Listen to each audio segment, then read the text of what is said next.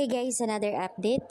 Nag-react naman si Kim Cho sa post ng isang fan kung saan ay nakatag sa kanya sa Twitter, sa X, dahil nga doon sa post na isang netizens na kapareho ng kamukha ni Paolo Avellino, ang sikat na Korean actor. Kaya naman ayon kay Kimi, same talaga, pareho talaga, kuhang-kuha. Nakakaloka. Sarap. Ang ganda tingnan ng may mga sumusuporta kaagad.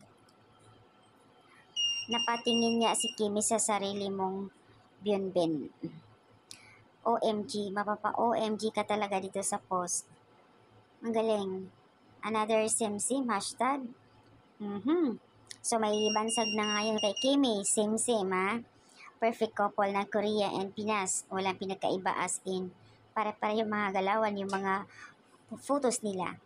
Basta team ng Chalan OA couple, panalo talaga. Ang galing ng mga Kim Pao fans mag-create. So ayan ang update guys. Ang daming mga photos nila. And I've been silent but avid fan of a Kim Pao. Seeing this today, I can't content my kilig anymore. Thank you for being my happy pill and for bringing smiles and happiness to us. By the way, I've watched WWSK and my love will make you disappear. Ang totoo, sobrang kilig ako sa kanila. So guys, abangan nyo rin, malapit na ang the hashtag alibay. Okay, ano nga ba ang mayroon sa hashtag semsem? Bakit nga ba ay nag-trending? Tanong ni Kim Cho dito sa X. Mag-simsim kasi na lang tayo nito. Maghapon ang cute tingnan, manifesting hanggang endgame. Katulad ng Benjen, Couples and Kim Pao.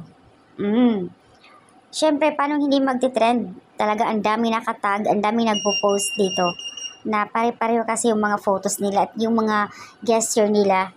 Dawi sila magpo-post sa mga photos nila, napakaganda. Same lang talaga. Kaya nga, ang comment kasi ni Kimi doon, same lang. Kumbaga, same lang yung cute photos, mga galaw nila. Kaya nilagyan ni Kimi na same. Di niya akalain na magti-trend. Grabe ha.